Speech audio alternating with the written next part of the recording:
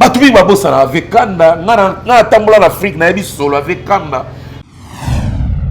Pourquoi banzembo a Franco ti lelo si la succès te? Tuna ngana tuna kasto tuna na. Est-ce que il y a un groupe moko boy konono numéro 1. Bazo pe Grammy. Voilà. Ba betaka ba 208 dates na né. Batu ba mona pena mwana jana nazo régner Bon. et ça la vie na plaisir hein. Parce que moi na peneza ne maître Gims, ndeto mona maître Gims, en salonner ya papa juna jana na. Oye koma ka mutalongwe maison mera keboy. Oh mwana ya mututel. Mutalongwe place ba keboy. Oh mwana ya mututel. Pourquoi la musique ezalaka kaka mwana azo évoluer ndaza mwana yo? Ba o bazo évoluer te, baza bana na. Na lo bagam. Bana kin bana zabra, encore bana kin bana zabra. Et ça la boy. Danger. Bana kin bana zabra. Na minito yo na teki 52 000 exemplaires na Tchad. Vous avez vérifié na Tchad azate. Azate. Lobande ba journaliste o baza ba complexé. OK. Balinga nde ko dorloter batu, on a pas besoin ba mbongo. OK. Ba nde ba ko loba vérité te po ba ko yambeli susu te. Omonika même bandula war na psele kana kina. Mutu soka ngara mona kabo sa zondula war. Niveau tchela o makelo ndira zui Grammy. On a voté papa chéri pendant en tout cas, ngana ozala parmi batal boso o ba voter JB. Mais Ken Bonjour, bonjour, Banakin. Ici Choc Luciano de Montréal, Canada. Je viens vous présenter mon single 4AM sorti dernièrement. Tenez à ce que ma musique soit présentée à mon pays RDC, Bande Konanga. Soyez alerte, il y a beaucoup d'autres choses qui arrivent. Vous pouvez me suivre sur ma page personnelle YouTube, Choc Luciano officiel. Sinon, Instagram, Choc Baramba Luciano. J'ai aussi Facebook, Choc 514 Luciano. Sinon, Snapchat, Choc 89. Bande Konanga, à bientôt. On est ensemble, c'est la famille. Choc Luciano, l'étoile qui monte.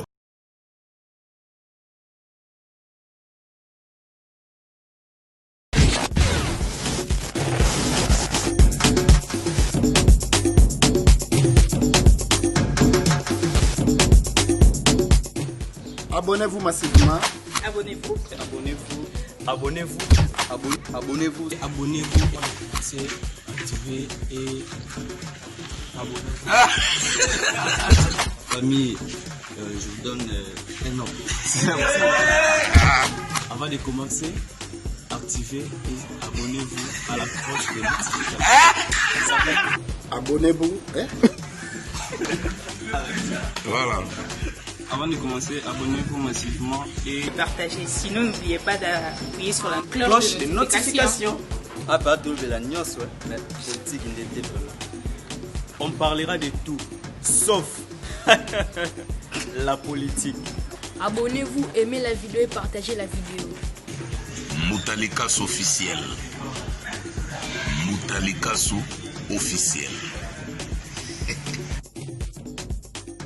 Moutalikas officiel. Voilà, merci beaucoup Bana Congo, Bande Bobolanda Biso, partout à travers le monde. Balobi eza plateau to sala rapena ba débat et analyse. Donc lelo tozo recevoir pour Nabino Mbutalikaso lelo monde entier zo lobela Mbutalikaso lelo monde entier zo féliciter balobi en tout cas Mbutalikaso ba analyse na ye ezalaka toujours très bien. Ezalaka pena très bien en tout cas. Bosenga nga bolobi ken piana yambela biso Mbutalikasu bosolola to sola lelo na Mbutalikasu to sola mwa masolo ebele. Alors bana kin bana braza bana monde entier lelo to ko épingler moi sujet liboso to côté za sujet ya ba nomination o to mona kaka ya ba artiste et musicien ba nominer artiste na nini boy ba nominer artiste balobi ba via wenge ba nominer bango lisute. Surtout papa chéri masola ba trophée oyo kombo na écoute bimaka lisute. Mais tout le monde na grande surprise papa chéri a nominé quand on a fait en 2020 awa papa chéri va nominé na Kama na Kama place ba kopesa ba trophée to solo lango moi muke. Félicitations à papa chéri en tout cas ba fanatique nyonso wa wenge BCBG o eza moment ya ko prouver force na bino vraiment. Bon voter pena et ça la biso bien tout le monde a papa chéri pena se déplacer à elle biso pe trophée et comme ça la biso toujours bien. Mbutalika sou bonjour. Ouais, bonjour Ken, bonjour on a internautes nyonso, on a bien la famille parce que dans la famille il y a toujours des divergences, il y a des gens OK, des nos propres mazat d'accord na mambozo lobate. OK. Ils appellent na bande on souper à soutenir jusqu'à la moelle épinière. Donc ba internautes nyonso place baza na pesi ba mbote et surtout na bapel en tout cas na zu bapel ebele makasi esalinga pena bien et na comprendre que nde tosalaka analyse boye toza babete te Voilà. toza quand même na posa pe omoni moto aza na besoin ya eloko mpona mboka asala yango même pas moyena quelque chose mazosala kaka asalaka mpe mpona intérêt moto moko te intérêt motu te ezaka intérêt moko général. Donc merci na bino nyonso et surtout na profiter na pesa mbote na PDG Luanzo Matrak. PDG Luanzo Matrak tout le temps appelle tout le temps LM Corporation en direct de Paris, il y a ça la Paris Kin. Ken na pesa sou merci na Mitterrand Champagne. Mitterrand Champagne pour auto connaître. Téléphone Mitterrand Champagne auto connaître moi cabal mo bon internet. Ezaki na moyete mais accident mo esalamaki mutu mo azo mi benga Mitterrand Champagne et puis bara masimo ba kufa na popé à l'heure ba kufa un accident na toko sepela na liwa ya batute mais eza Mitterrand Champagne oya potote wana Mitterrand Champagne ya pirate petoloka bon pirate te parce que bato ba kuma kozona ba kombo ken est-ce que bike neza ba ken musube na Congo ba botama ba komona ba mombe ba mpiana voilà ozomona donc c'est normal que bato ba zo ba depicho savane ba pichu tu ba moma ba depicho savane voilà ozomona ba fali kutu to lobate et lata donc Mitterrand Champagne à Luxembourg paix du cœur avec sa famille donc on a appelé ça mbote na bato mais limbisanga Jeannette Malangi pardon maman sociale na pc pe mbote trop Leslie Dita moi on avait l'absent Dida Rolls Leslie Dita boss lady quoi danger grand prêtre Leslie Dita Fabrice Bahati depuis Virginia Papi Ngimbi numéro 11 en direct de Portland, Papi Ngimbi numéro 11, na PC Bambota trop, Jean-David Kiambota, maintenant aux angate tout le temps, Mbouta, finalement Jean-David Kiambota. Donc voilà pour l'instant, il y a Claude Tembe en Belgique, et puis honorable Dédé Moupassa, Diezola, donc tout en tout cas, Stone Kiavita, Binoto Botika Yangate, Bapel, merci à trop. Grâce à yo, ndenge lobenge na banda obela ya ngolo appel wana belé na koza pango te. Alors Mbutalika sou tozo lobela likambo ya papa chéri. Ya papa chéri mais avant to kota na osenga na pozo question moko. Est-ce que bike loko tozo luka mingi na Congo ezalaka na liberté d'expression ke mutu azala libre ya ko s'exprimer ya ko sala ba analyse ya ya zomona. Bien sûr, liberté d'opinion, il y a tout le temps où sur le mboka. Et surtout ceux qui sont à l'égard de Moutoute, ceux qui sont à vie personnelle. Na évité de s'en prendre dans le pouvoir. Kaka na Congo, nous avons sentir que à vie na yo, à toi qui pose ça des toilettes, excusez-moi le terme. Voilà. Nous t'a contredire au la vie na yo, des toilettes. Voilà. Vous sentez que non, mende na bo na ogi bien te funa na ben na moi pembe na melata ma pio. On il faut mela ma pio. Mais la ma moto, donc on contredire la vie à Moutoute. À vie à Moutoute. Mais ils sont tellement toza na biso na ba injure, toza na biso na ba calomnie, toza na biso na pamba wana te en tout cas. Batu nyonso boloba ke mbuta zala l'aise, mbuta moral, mbuta moral ya na bien, na problème. Non, moral est bien et zala bien.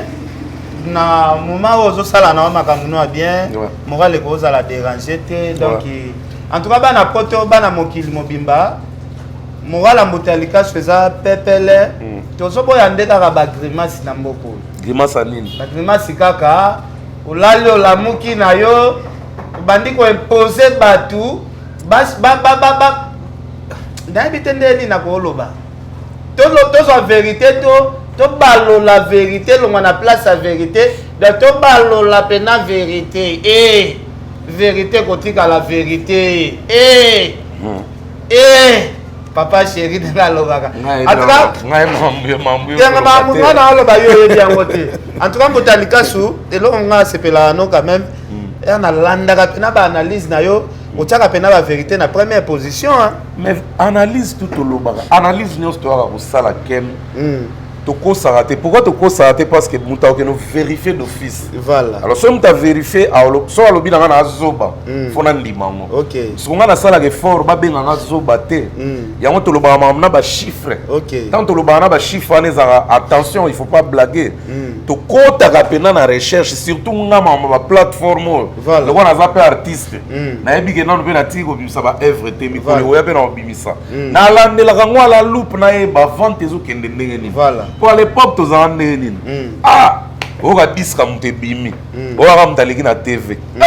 Banakin, banazabra, encore banakin, banazabra. Et ça la bouille. Banakin, banazabra. Na minute, on a teki 52 000 exemplaires na Tchad. Vous avez vérifié na Tchad Azate. On a au prêtre, a teki belé bouille. Mais si quoi et comme un moment beaucoup bouille, Internet est en vogue.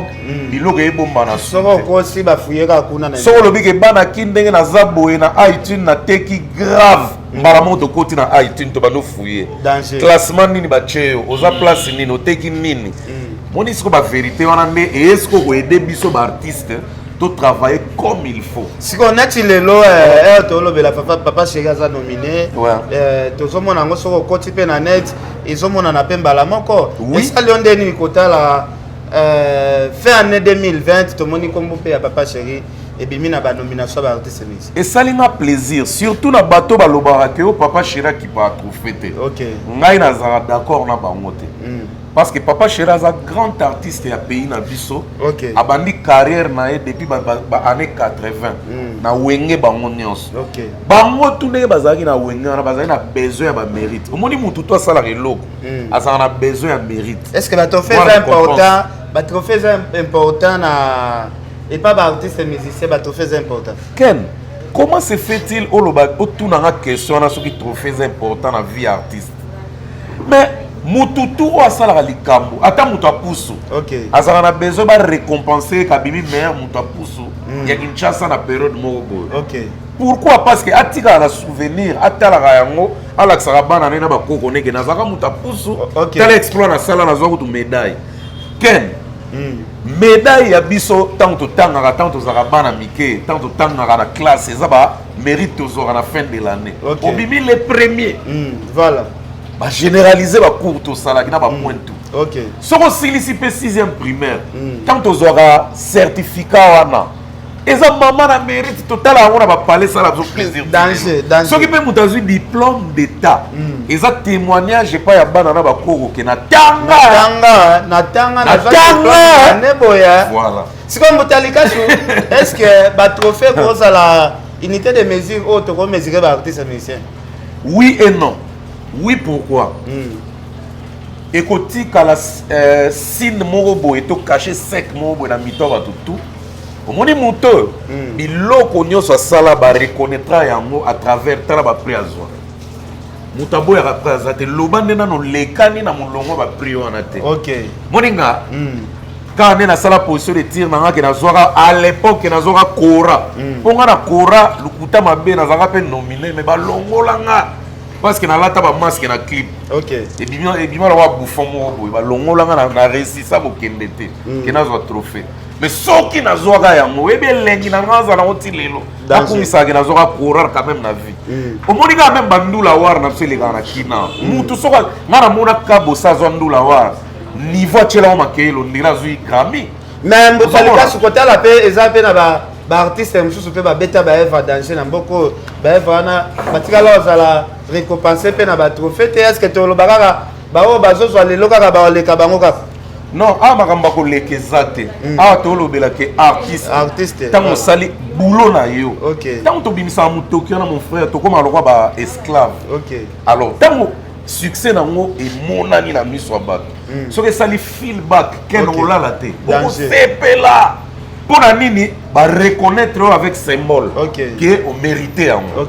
Mais ba o pe ba zoate to lobi te ke ba yebi obeta musique te ba yebi mais peut-être na ba nominé ba critère moko esengaka bazalaka na ngote yango ba nominé ba ngote siko na ba nominé ba critère moko esengaka po ba nominé yo to moni awa to beta lisola papa Chéri ba nominé na Kama Award, oh, bah, ça va trophée. Voilà. Papa Chéri, 10 ans. Il faut te définir de 12 ans déjà, Papa attention, Ken, il faut te définir en Caribbean Afro Music Award. Voilà. Caribbean Afro Music Award. Donc, il y a Antillais, Guadeloupéens, il y a Africains. Donc, il y a Pépé Kala à l'époque, Azora champion d'Afrique et des Caraïbes. Voilà. Tout le monde avait fallu Azora champion d'Afrique et des Caraïbes. Ok. Babilo Kouana, si vous avez parmi quelques trophées en Nengwana, va reconnaître JB Batien na catégorie Best Artist. Best Act. Okay. Donc, meilleur artiste, non, Best International Act. Voilà. Donc, Batien la catégorie va meilleur artiste international. Ok. Donc, fan y a BCBG partout. Est-ce que les fans de BCBG sont mobilisés? Est-ce qu'il y a une campagne qui est salle pour les fanatiques de BCBG va voter leader? Parce que les fanatiques de BCBG BLP, mingi pe panzana parce que 10 ans sans album. Mais sous les fanatiques qui a gauche, mais sous les fanatiques à droite. Quelle histoire à musique, il n'est un vrai fan, c'est celui qui admire son artiste infini. Et ça a un délai indéterminé, il va admirer l'artiste. Natingande na boye, ngazala fan ya wenge BCBG. Donc il faut na luka na kota na recherche na voter JB parce que on a voté Papa Chéri pendant en tout cas, on a parmi les bosso on va voter JB. Mais Ken, ezaka yo tem tolobe loko bato ebele ba bengi na po lukuta mabe. Na ba analyse na ba émission nyonso ile na internet, muto azo sala bela campagne logo makasi. Yaka mutalikaso. Ka yo moko. Mutalikaso kaka. Si on a découvert qu'on a kotika monter, il faut na alerter bato. Si on bato ko biko tuna ngai na ba téléphone, mutalakisa biso neni togo voter Papa Chéri. On a un vrai fan à BCBG partout dans le monde. Si on a un lobby boy, JB, le président JB que je salue, Azana bato à travailler bango, bazape mobile, bazape makasi, bazape apte. Voilà. Tout le monde a Ngandou, tout le monde a Mosaka, tout le monde a Roger ML, Moutaza pena chrono internet. Tout le monde a battu belé baza tout autour à Papa Chéri, ba yebi ko loba. Mais pourquoi bazo sensibiliser batuté? Ndenge ni bato bako kota na kama pour voter JB. Voilà. Si ko biloko aboye soki ba voter été et que jour à moi koki, ba PC trophée beaucoup bilisuso ya Jacob. OK, maman ya sensibiliser bato yango yo ndenge fallait sala ka. Yango yo et commenter que oh Jibaza la libabe oh boy te ba fan ne ba comme ça biso ba roi. OK. Ba fan pe mutu ba sili sa biso. Danger. Donc biso ne to zarana devant ba fan to wa ba serviteur na bango. Siko konanga et là qu'on a photo bois que là mon bureau ya BCBG ko ba travailler en internet. C'est tout mingi de kona biso Mosaka parce que tout le monde a Mosaka ce que c'est démarrage Mosaka ko sala ta 1000 émissions. Mais na moment où ba nominé Papa Chéri, Mosaka o benge boye, Mosaka zo peso raison Mikolo na le kate, Mikolo ba embouteillage zo kanga. Quoi, ni seulement ma sensibilisation. C'est comme respecter quoi ça avec wana ça vient na biso que lobi boy ndenge ba nominé Papa Chéri Mosaka makambo lobela yango yo mutako lobango très bien koleka Mosaka na Roger na kozanga ndo azate mais il faut pas ko expliquer bato est-ce que pour na voter yango pe procédure nini oyo osala po ngana ko sala ngote pour na sala na BCBG te ngana zo alerter. OK, attention, il y a deux choses biso to sala analyse donc to dévoiler news. OK, mais bato ya groupe bango moko ba liaka na mbongo basomba na bandako bango nde ba osala sensibilisation wana. OK, ngana yebi mais na olobate est-ce que tant fallait azala nominé tant ba chaka par exemple ndenga za nominé na MTV na mama na ezala mbalo na Kampala. OK, biso to annoncer yebo ko annoncer biso be to annoncer ba qui de droit pe ba annoncer. OK, sikoyo fort donc na ko ba format ya ko voter ba warrior bazaka bien organisé lo na banga bango ya ngwana non bango ba se format bango pena communiquer pena ba mais bango pena à l'aise omba okito na Gabon omba okito ba yebisi so omba okito ya votera sérieusement siko na ba pena te ba fia kitoko ba fina biso ya kitoko bokie ko fanda na ba Gabon ke omba okito sali oni omba okito dabiso to mona rayote gabonnaise ba mona ga ya bongo ayaka aso yaka ayaka en tout cas mba okito bambote na place oza na Gabon Mbotalikasu tozo continuer kaka tomoni musique na biso pe zokene na mo évolution tomoni bina filenze mbone na compliqué et petit peu 1 million de vies ko que nous avons musique na biso qui na mo évolution fingi musique à Congo te komi ko évoluer moi muke par rapport ndenge kitaki moi muke musique ekomi ko zonga moi place nango tomoni ba bina filé lelo aussi une chanson est compliquée 1 million de vues sur internet. Bravo na bina filé mais grâce à Nzembo bina filé te que yo lo ba musique à Congo comme na mo évolution attention. On ozo cracher na liboko loko kanza ozo cracher na liboko Rei Lema ozo cracher na liboko ya Pea Sonam Papa Wemba ozo cracher na liboko ya Fali ozo cracher na liboko ya Inosbi ozo cracher na liboko ya Papa Chéri na ya Wera oyebi ke kote na koti lisola nombre de vie na nombre de vie bande ko na so ba okisa bande vie ke ba melisa biso pema non ba melisa biso pema te moi lelo bato ba comme préféré pour yepe batange parmi bato ba nombre de vie to comme odembela mingi pe pas Diamond non ne dis pas ça Ken tu es histoire de musique à Congo tu peux bafouer en moté tu comprends OK Diamond c'est un artiste tanzanien qui a évolué bien jusque là il évolue bien il a fait des feats avec beaucoup des artistes à 4 coins du monde mais ils ont des artistes oyo basali fierté dans le monde internet ils ont des artistes congolais jusque là ba clip les plus vus à Diamond ils ont basali featuring na Inos Yopé qui a aujourd'hui plus de 124 millions de vues et puis na clip basali na Fali Ipupa qui inama ils ont nagé vers ils ont kende vers 80 millions de vues donc Diamond on a analysé que un garçon très courageux aligné visibilité na ye Congo mutezanga ke na palmarès lelo a rattrapé Congo et il s'est fait le nom comme il faut non attention na continuer siko koloba ke yo bazo melisa biso ba pema na ba vue attention Fali Ipupa a un clip de 70 millions de vues et loko yo oyo ba africain belé ba meleli pe pema ba o sala ngote Fali a des calibres de millions de vues dans le clip. Il y a rumba, exactement la illusion de la musique internationale. Mon monde a vérifié 20 quelques millions. Danger. Donc il ne faut pas dire ça. Ceux qui ont mis ça, ils ont mis ça, mais quand la Fali, c'est que le Fali, musique à Congo, ils ont pesé sur ma cassette. Attention à Willo Lombazali. À Willo Lombazali. Même Fali na landa une fois na télé a pris exemple à Willow. Bon, ngaku na osela jamais Fali a pris exemple à Willow. Bon ngamoko na mona la musique à Congo. Donc mutakoya ko lobela na exemple au boye. Mbotalikasu ba Willow baza. Mbotalikasu to so pe na ba Willow kaka. To so pe na ba fuite d'information kaka ndenge eza. Ba wera baza. Ba wera baza. Maintenant ni cho masola ba nombre de vie. Je n'ai de la forêt beaucoup de respect mon gars la maman si déjà ma pata.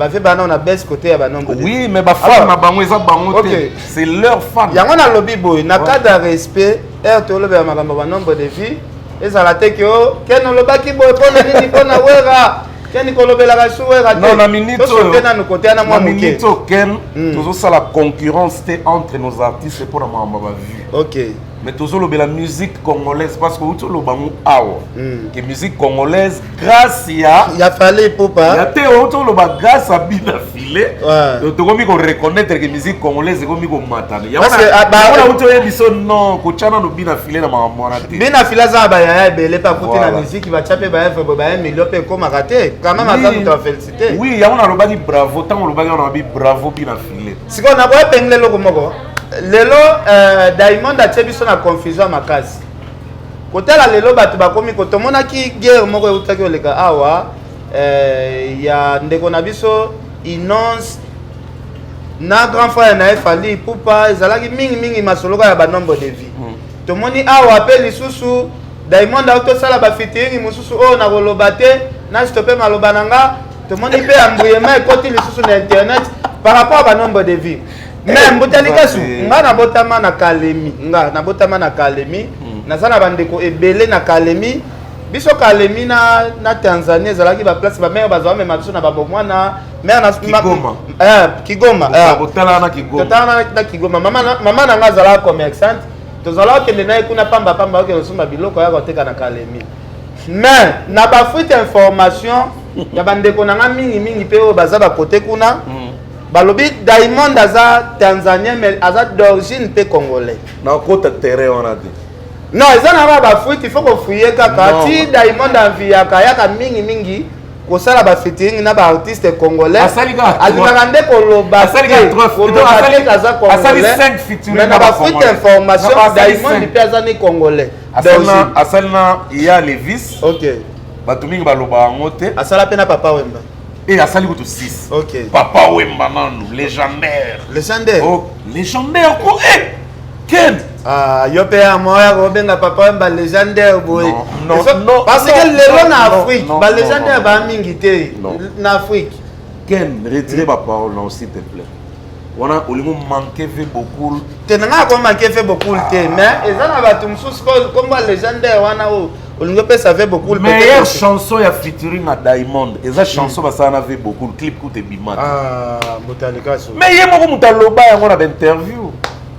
Meilleure chanson ezate o eza plus populaire. Meilleure chanson eza oyo yemo ko mutasali yango. Alobi vraiment oyo chanson ya vie nanga. Dans chanson Diamond asala na Papa Mbeleki ba featuring tout Diamond asala. Aloba yango na interview ke na yemba na batu. Mais mélodie au papa wa bibi selinga. Wana eza ba interview Diamond asala kala. Abakisi pe ba featuring mususu. Bon, en tout cas ngana ko kota na sentiment te pour loba ebele mais Diamond a fait 6 featuring avec des Congolais. OK. Il y a Levis. Voilà. Grand artiste à diaspora de monde ba Nino, ba Damso, ba Tebele wana. Il y a Levis, asala pe featuring na Diamond. Moumbi. Prêtre Moumbi. Danger. Asala pe featuring na Diamond na quelques Congolais les sous Limino je crois. Limino au Congolais na South Afrique du Sud azo Rémi pe mikolo grave ba tube nezo raté te. Danger. Limino azali na kati. Asali featuring na Fali. Inama asali featuring na Inos Yope. Asali pe na featuring mususu. Donc na koloba 6 featuring déjà à son actif. Asali pe na 6 featuring na nyonso wana. Mais oui 6. Bio la comme 5 artistes. Yo landara même na journal télévisé. Ba information musu ba tiaka tchétchere. Voilà. Malonga na tchéra tchétchere. Mais Mutalika su ba sérieux zobeta ba production na ba pays wana. Diamond pe azali parmi ba artistes ba azali na hôtel. Bazo ya hôtel la yo na hôtel to lo ba. Non. Est-ce que on demande que Diamond azala ko ya pa na yo? Non. Ya comme lelo na ba niveau Diamond akon. Ken. Passer à Montou, ils are importante, même si tu vas rappeler négativement, ils are importante. OK. As artiste à Bundi, les lois commis ou à commis, il faut te féliciter quand même. Et surtout, n'engo outi ko beta moi et lo mo ko ke information we bi magaza moi na biso côté boko. Donc ngapo na banda lelo na lobela Diamond net congolais. OK. Le roi yo lobi bon mais na vérifier pas information. Mais en tout cas parce que ndenge na yo keli information Diamond alobaka lingala très bien. Te alobaka ngo bien te. Amekaka lingaka. Yango na lobi bo ndenge na yo kina ba information na zui. En tout cas bande ko bola na biso partout. Diamond asolaka lingala très bien. Asolaka bien te. Na ba caméra alinga ko mibimisa te ke te alinga nde lingala. Voilà. Ayeba oloba ngo te. Même ba Congolais belé bazao. Baza même na Kinshasa mayebo oloba lingala te. Eza lisumu. Azata mbana artiste nini? Oh bazao ya pa na. Non, nga bena Diamond pa na nga te. Diamond nga na yebi ke na mona bango na Christian Bella na 2006. OK.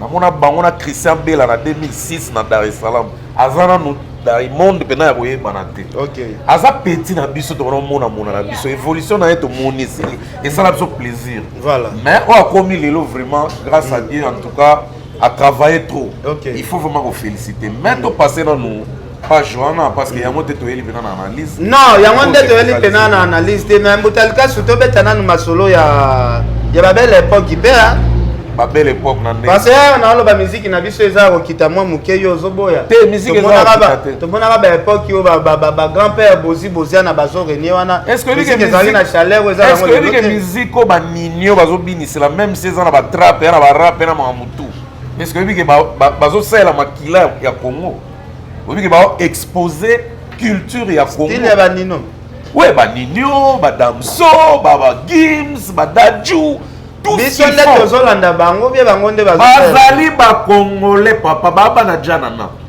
nino aza mona vie Serge Kiambuta voilà damso aza congolais d'origine avant na Belgique avant na France Belgique ba Chai Koko Taboulé ba Youssoufa bana Taboulé toza ebele moko na toza la fierté ya musique ya Congo ezaka ba auto tanga te ko abotama na Lemba ko abotama na Bandal ko abotama na Mbinza te biso tu wana tanto lo ba boxeur oh nani o yaka kala mingi te o président ya Mbaka Ilunga tanto bana lo bela mamba Ilunga za na diaspora maza congolais OK biso ta obi ke ngapo na ngapo na 2021 oyo na ndolo basuma ba diaspora te ba d'origine te na ndolo ba ke congolais kaka donc na minito ba moombi basali fierté musique ya Congo na ndenga osakana te azo même Grammy voilà 2 Grammy si je ne me trompe pas 2 Grammy moombi abeta ba concert légendaire na planète Terre oyo ke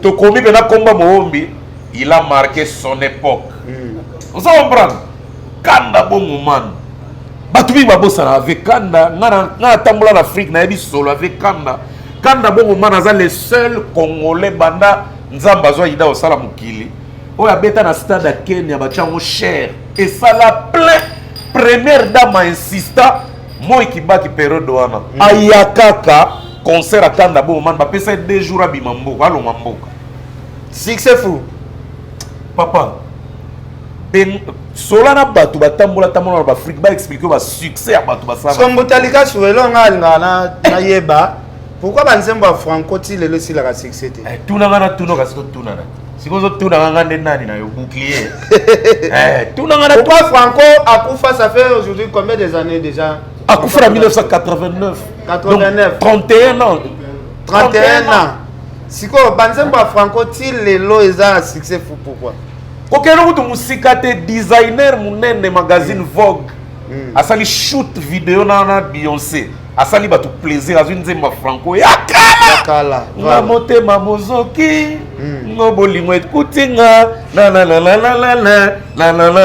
bossa nova mo ekuba achangu wana na nzemba bongo siko soki ezali ba artiste mususu o benake lelo balinga kutu makambo na ebisio mais to zobra ba cercle to bikoti to kangi kio to sune voilà mais au sentir que ça honneur et musique à Congo to efasara te ken voilà ndenge za we musique à Congo ça en honneur parce que bato belé ba ça la fierté nango est-ce que que il y a un groupe moko boy konono numéro 1 bazo pe Grammy voilà ba betaka ba 208 dates na né 208 dates na né konono ba beta musique ba ntandu mama moko tazala za roi moi leader ba abina ne makolongulu ba ko ba ibina ba ko te Gucci o boye o balata rangote balata randenge bantandu balata na ba kisantu kuna motalika so tande ba circuler partout dans le monde tande ba sauver musique à Congo motalika so to zonga na ma solo ndenge to sola lelo to bi ke fallait azo dominer na nenga musique lelo fallait azo dominer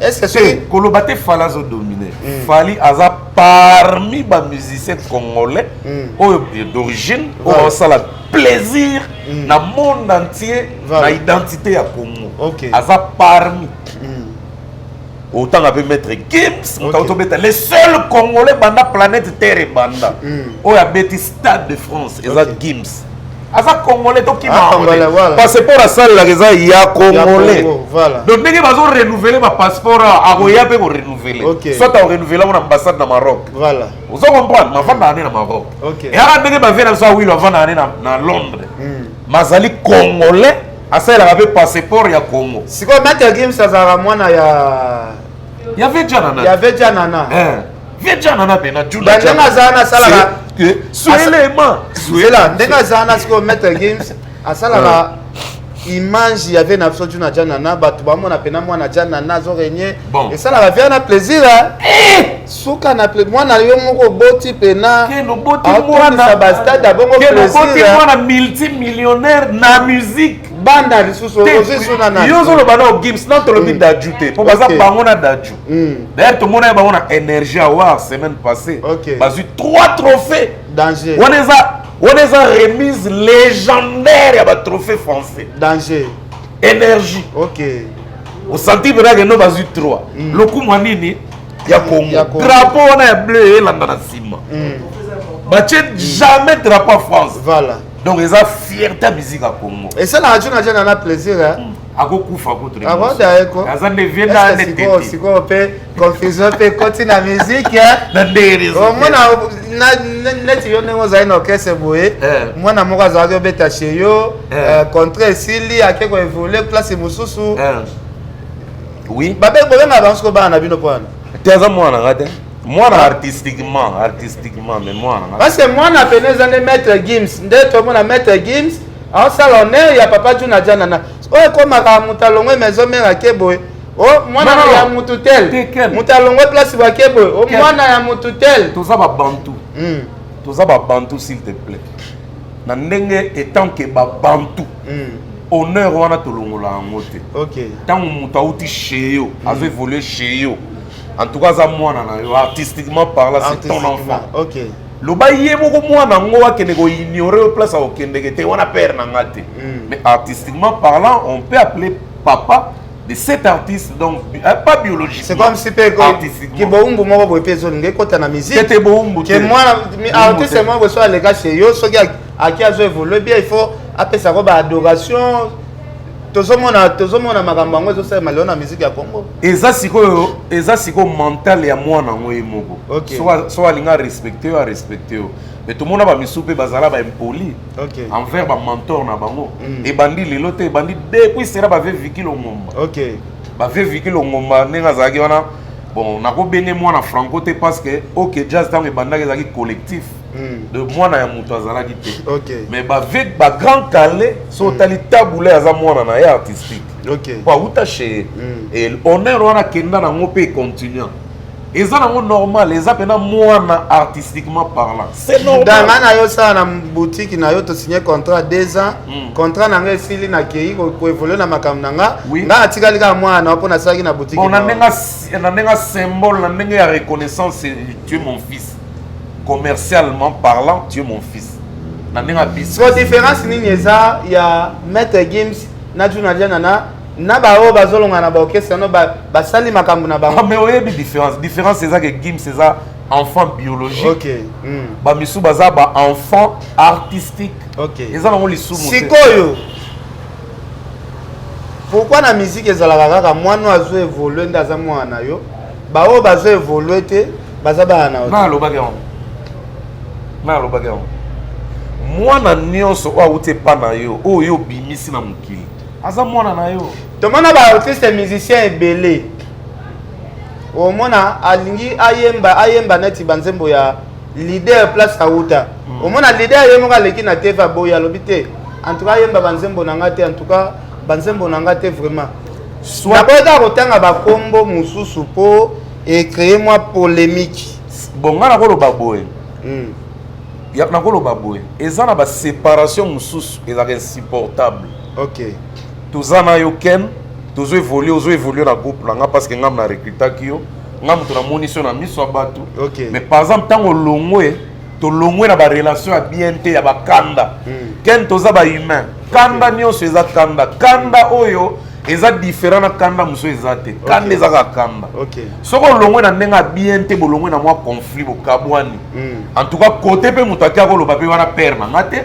père mpe ndenge atikala koloba mpe koyembaka mpe banzembo na nga est ce que eza na papa moko aswetaka malheur ya mwana na ye te ete oui bapapa misu baswetaka bamalheur amonaka na kini koswete malheur na épanouissement mwana est ce que papa waboti mwana koswete bapapa misu baza mpe oyo mpenaki non mwana apesa ye kanda alobi en tout cas malheur mwana wana est ce que na musique eya bamusicien balongwaka eza na leader moko apesaka chance que bano place ba ke ba évoluer bien. Oh ba pesa la chance on a aidé eza so ba kabwani na bien. Ba na problème ata mon côté. En tout cas ba souhaiter. Parce que tout le monde a pe héritier watana be kolongwa na wenge musique à maison mère. A sala lettre makambu tout. D'ailleurs longwa pena na porte ndenge mutalongwa ka sala pena lettre mais tout le monde a écrit ba polémique. Ba guerre qui amara toujours. Ngai nde na monelaka kolongwa ya héritier on dirait vena so wera digera ngote. OK. On dirait wera zara nanu te pour kolongwa héritier. Voilà. Azana a besoin héritier za no pembeni na ye. Yango moni ba refoulement ya ba lettre wana ba boya na mango kakize réception ba blo mo ndenge mwana mais Ken eza dossier mo toko ke na ngoti lobby. OK. Eza ba exemple eza belé mais to retenir que moi no ya ko évoluer pas na yo alongwe azaka mwana no artistique. OK. Parce que yo mto bimise do engendrer na monde musical. Aza mwana na artistiquement parlant, okay. C'est ton enfant. OK. Donc ba Pépé Calé ba juna ba fa ba ba papa ba nani ba wera. So tali ba Fabregas Fabien Awera papa. Donc c'est son mentor, c'est son père artistique. OK. Ozomona ba Fali. So tali ba Gattuso. Tony Gattuso en direct des États-Unis. Mais Fali mutabotie artistiquement ata baza âge moko. Ata Gattuso aza camarade à Fali. Mais artistiquement parlant, na miso na biso to yeba Gattuso boye. C'est grâce à Fali. Donc voilà. Et ça ba exemple moko toko ignorant ngote toko kima ngote. Gattuso andena. Tony Gattuso sala ba vocal et belé na victime hein. Lilo aux États-Unis azo sala vie. Fali bien mis ça moi kuna. Ouais mais Fala bimisi ba belé, Fala bimisi ba Bramovic. Ba Kanza, bimisi ba belé. Bana baza vraiment belé. Ba Fabregas pesa moi ne pe liboso. Fabregas abima pas Fali, Fabregas abima na maison mère. Abima na maison mère mais na recrutement ya mouvement Fali.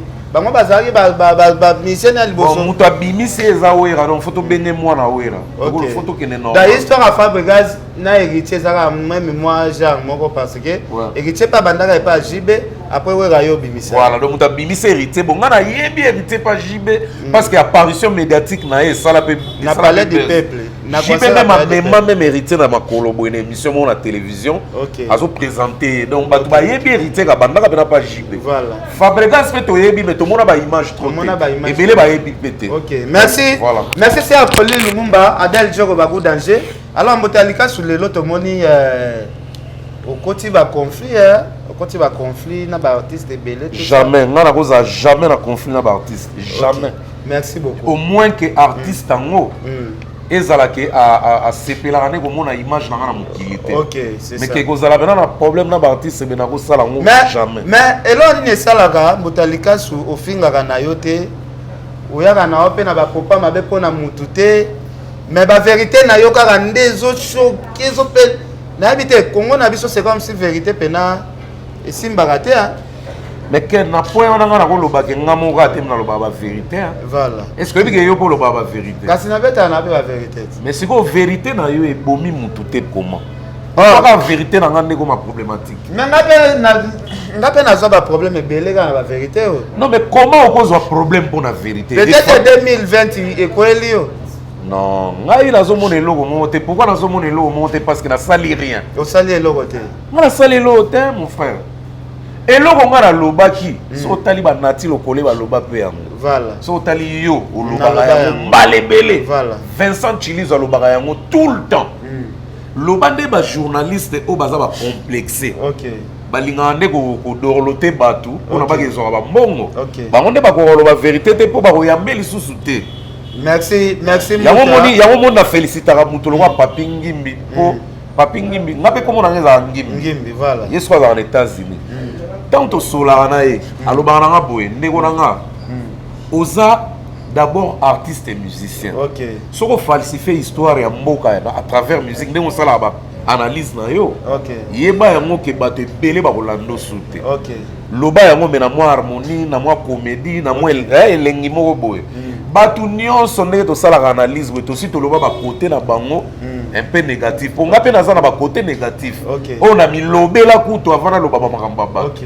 De limo loba te ke to finga te au contraire to encourageant. Merci, merci quand Mbotalika sou Merci c'est Pauline Lumumba, Darly RTL, manager Yoyebi. Ah, Darly. En tout cas, Darly, en tout cas, merci à Del Djoko Babou Danger, Vieux Luson. Monsieur Sili. Et monsieur Sili Dangoa. Ah, tu t'es PDG Fabrice Bouranou. PDG Fabrice Bouranou. En direct de Brazza, on a fait Bambota trop. Pardon, Kenyo aussi, il s'aboyait. Clarisse Tangamouye, Mimote Magilène, Nantebe, Maman EVS Bell. Stone Kiavita, Kelly Kung Stone en direct de Lubumbashi, les grands vautours.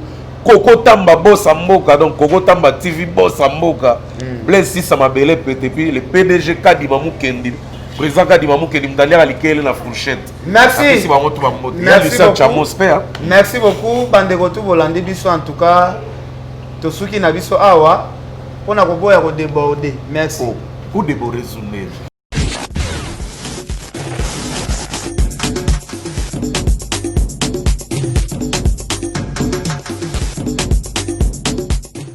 Abonnez-vous massivement. Abonnez-vous. Abonnez-vous. Abonnez-vous. Abonnez-vous. Abonnez-vous. C'est activer et abonnez-vous. Famille, je vous donne un nom. Avant de commencer, activez et abonnez-vous à la cloche de notification. Abonnez-vous. Voilà. Avant de commencer, abonnez-vous massivement et partagez. Sinon, n'oubliez pas d'appuyer sur la cloche de notification. Ah, pas de la nuance, ouais. Mais politique, il était là. On parlera de tout, sauf la politique. Abonnez-vous, aimez la vidéo et partagez la vidéo. Moutalikas officiel. Moutalikas officiel. Moutalikas officiel.